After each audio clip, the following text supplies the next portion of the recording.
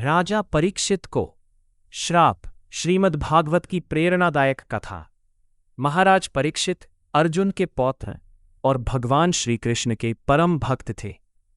वे धर्मप्रिय, न्यायप्रिय और प्रजा का पालन करने वाले महान राजा थे।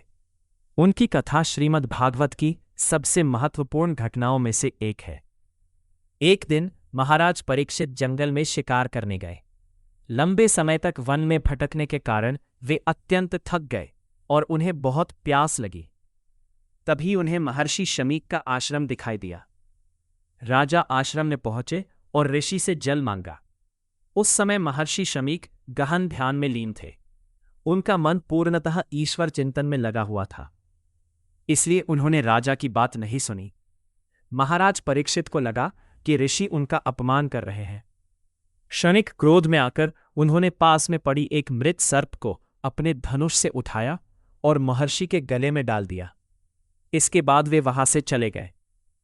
कुछ समय बाद महर्षि शमीक के पुत्र श्रृंगी ऋषि को यह घटना ज्ञात हुई। वे अत्यंत क्रोधित हो गए।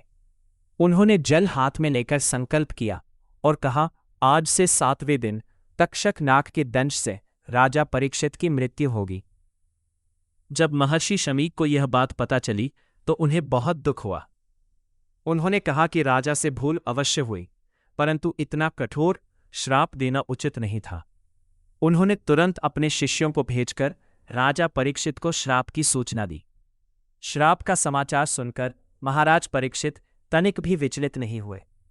उन्होंने इसे भगवान की इच्छा मानकर सहर्ष स्वीकार किया। उन्होंने अपना राज्य अपने पुत्र जन्मेजय को सौंप दिया और गंगा नदी के पवित्र तट पर जाकर बैठ गए। उन्होंने निश्चय किया कि जीवन के अंतिम 7 दिनों में वे केवल भगवान का स्मरण करेंगे और परम सत्य का ज्ञान प्राप्त करेंगे। तभी वहां महान संत श्री सुखदेव जी पधारे। महाराज परीक्षित ने उनसे विनम्रतापूर्वक पूछा, जिस मनुष्य की मृत्यु निकट हो उसे क्या करना चाहिए?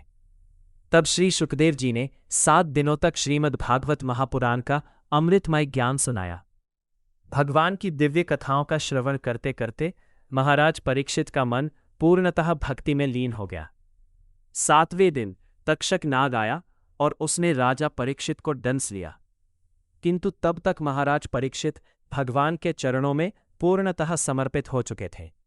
उन्हें मोक्ष की प्राप्ति हुई और उनका जीवन सफल हो गया।